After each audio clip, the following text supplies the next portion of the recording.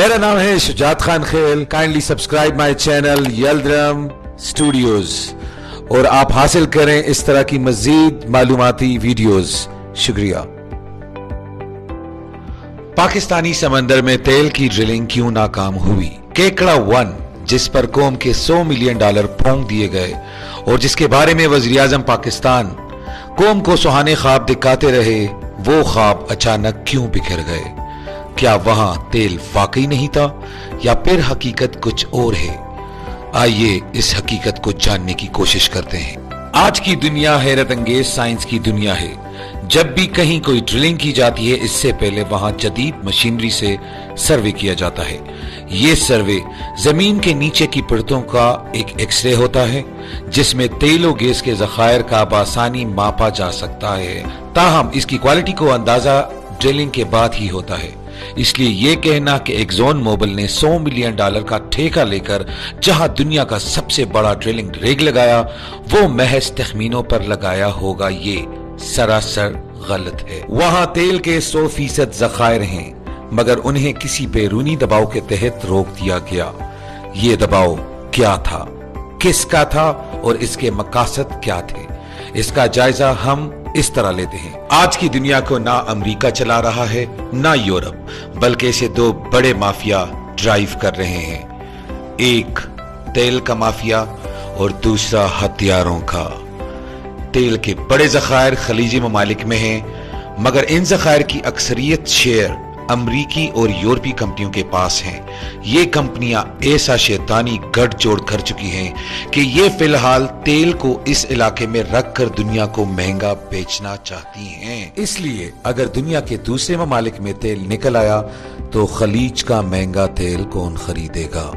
ये माफिया कितना ताकतवर है, इसका अंदाजा भी आइए करते हैं कि खुद अमरीका अपने अंदर के तेल इस्तेमाल नहीं कर पा रहा और वो भी खलीज से महंगा तेल खरीदने पर मजबूर है।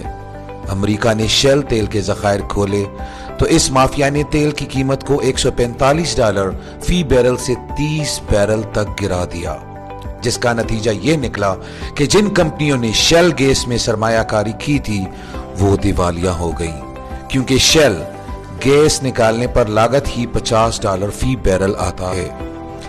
कनाडा ने भी मिट्टी को साफ करके तेल निकाला शुरू किया तो वो सऊदी अरब के बाद तेल पैदा करने वाला दूसरा बड़ा मुल्क बन गया, मगर यहां भी लागत ज्यादा थी।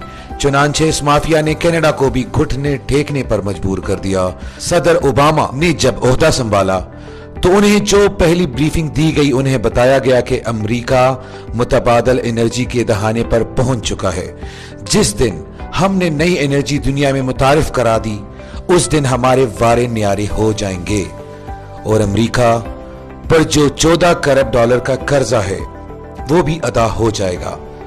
मगर ओबामा 8 साल गुजार गए, उन्हें मुतबादल एनर्जी की चाबी नहीं मिली, क्योंकि जिन कंपनियों के तेल पर इजारादारी थी वो इस तहकीक को आगे नहीं बढ़ाने दे रहे। शायद बहुत कम लोग जानते हैं कि अमेरिका में तहकीक भी निजी शोबे के पास है और निजी कंपनियां ही सरमायाकारी लगाकर नई टेक्नोलॉजी मुतारफ कराती हैं। आज सोलर पैनल 16 या 18% पर काम करता है।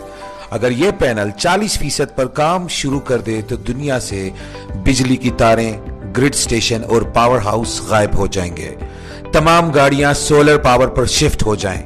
जर्मनी की एक कंपनी ने 2 साल पहले 47% पर कामयाब तजुर्बा किया, मगर फिर अचानक इस कंपनी ने खुद को दिवालिया करार दे दिया और गायब हो गई। टेस्ला कंपनी, जिसने बिजली से चलने वाली गाड़ी मुतारिफ कराई और जिसने कहा कि वो पूरी दुनिया को सोलर पर मुंतकिल कर सकती है, उस पर भी आए दिन दिवालिया होने की तलवार लटक रही है। पाकिस्तान के समंदर से तेल निकालने की एक और वजह जियो स्ट्रेटेजिक है। पाकिस्तान को पिछले 10 सालों से कर्जों के जाल में फंसाया जा रहा है ताकि इसका एटमी प्रोग्राम रोल बैक कराया जा सके।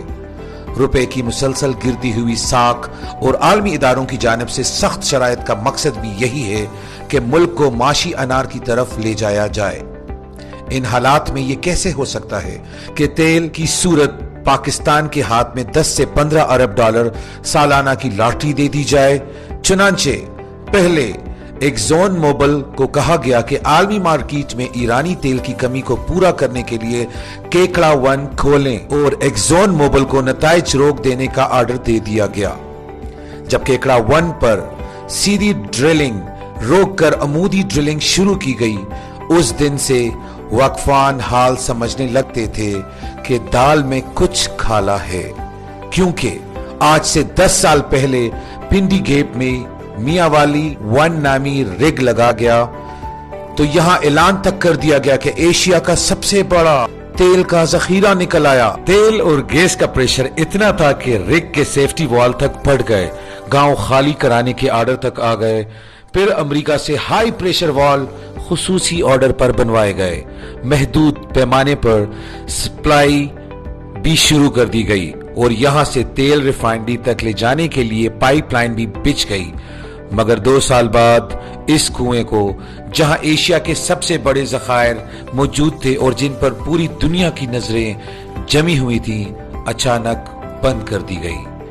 ये बात भी सोचने की है कि अमरीकी और यूरोपीय कंपनियां और उनके साथ पाकिस्तानी कंपनियां जो ड्रिलिंग करती हैं वो नाकाम क्यों होती है, और चीनी कंपनियां जो ड्रिलिंग कर रही हैं उनमें कामयाबी का तनासुब क्यों ज्यादा है।